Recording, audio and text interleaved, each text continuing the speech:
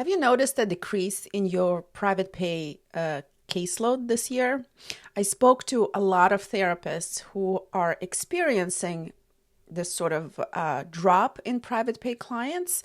They have less leads coming into their practice, less calls. Some people don't stick because they're looking for insurance-based practices. So if you are one of them, you're not imagining it. It's happening. Now, there's a lot of things that are happening in the market that contribute to that. There's an issue of inflation, economic uncertainty. There's a lot of layoffs that are happening. Prices are higher because of inflation, as I said, and people have just less money available for private pay therapy. And also, people turn to AI sometimes to talk about their problems, and also turn to subscription-based therapy from bigger platforms.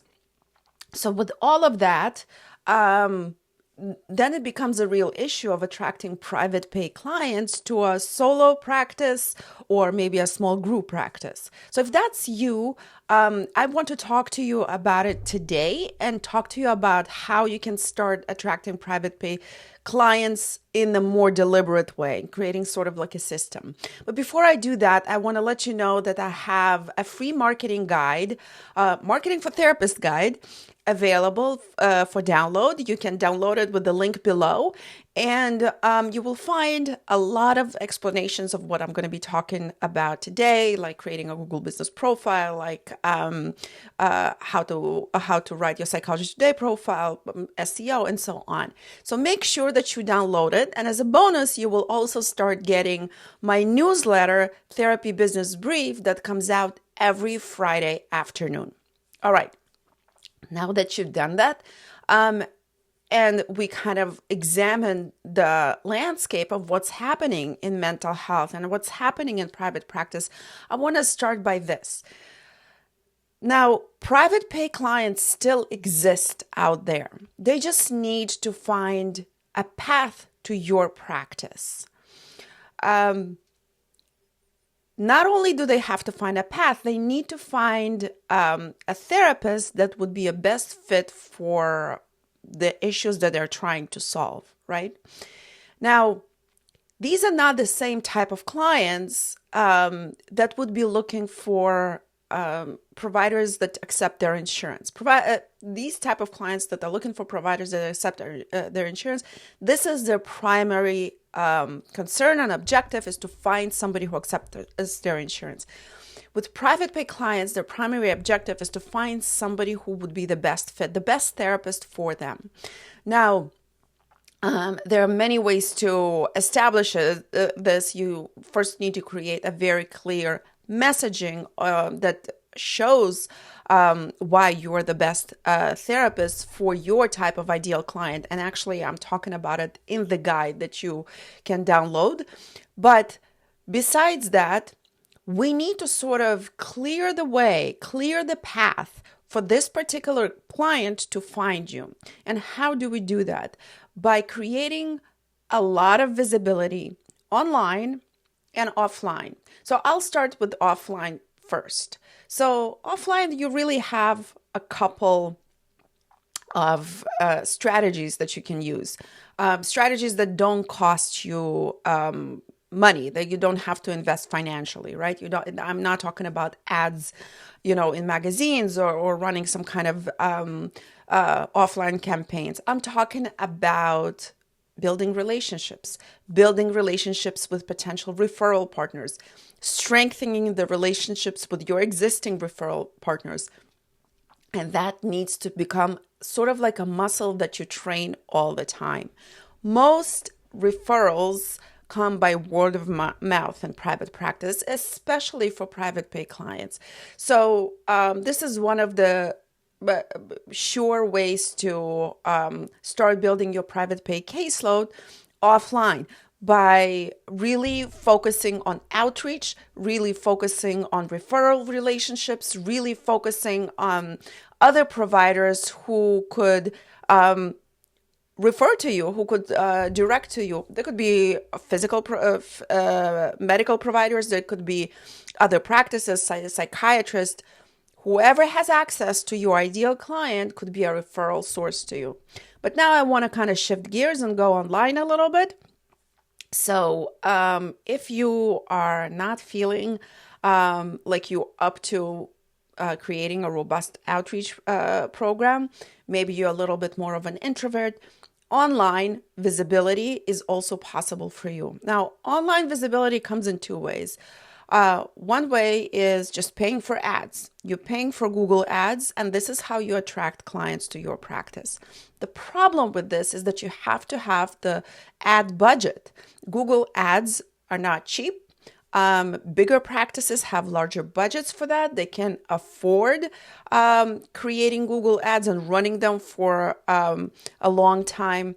And yes, it can attract clients, but the minute you stop paying for those ads, this referral source kind of goes away. So it's basically rented visibility. So by paying for Google ads, by paying for any kind of other ads, you are sort of renting the visibility.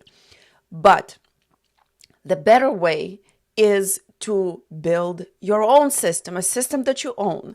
It's a visibility that not only is yours, you're not renting it, you're owning it, but also it compounds with time. And what I mean by that is making sure that your website is structured well for search engines to be able to crawl it easier, for search engines to find relevant and fresh content on it, making sure that people who are looking for a therapist who are a best fit for them and who are also your ideal client would find the information they're looking for on your website, making sure that it's easy to crawl, not only for search engines, but also for AI platforms, because a lot of people are looking for services and for advice on AI. So you need to make sure that your website is structured for both search engine, optimization and also AI optimization. So that's number one. Number two, we need to think about the traffic to your website. Okay, so you created this website and it's well structured. Now you have to bring the traffic to your website. So the traffic to your website comes from several sources. It can come from ads, right? We already talked about it, but ads, once you turn them off, this traffic goes away. It can come from SEO, means search engine optimization, from all the fresh content that you constantly post on your website, blogging, right? It can come from social media, from Facebook, from Instagram, from TikTok. So if you are optimizing those profiles well, and if your posts are continuously directing people to your website, you're doing it the right way. It can come from Google Business Profile, which is my favorite way of driving local traffic to your website. So if you want to reach people in your community, in your geographic location, your state, people who would be the best fit, focus on Google Business Profile. It's a free directory owned by Google, and it basically helps you attract people in your area by just positioning you in a map, right? It also attracts people directly to your website from there. So there's that. So everything, as you can see, it's a system that starts working together. So different channels keep bringing people to your website. Your Psychology Today profile is not just there to attract people on the platform. It's also there to direct people to your website, because Psychology Today is a very big website. It has a lot of authority and it links to your website. And if you create an optimized Psychology Today profile, you will be able to attract traffic from that platform as well. And the last thing that I want to focus on is LinkedIn and YouTube. These two are sort of like social media platforms, but not really, because YouTube works like a search algorithm. It's owned by Google. So if you post on YouTube, if you create videos and post them on YouTube, you can repurpose them for LinkedIn, and you can repurpose them also for your blog, on your website, and so on. More than that, people will find your YouTube video for years to come. You can find YouTube videos that are old that could be still relevant.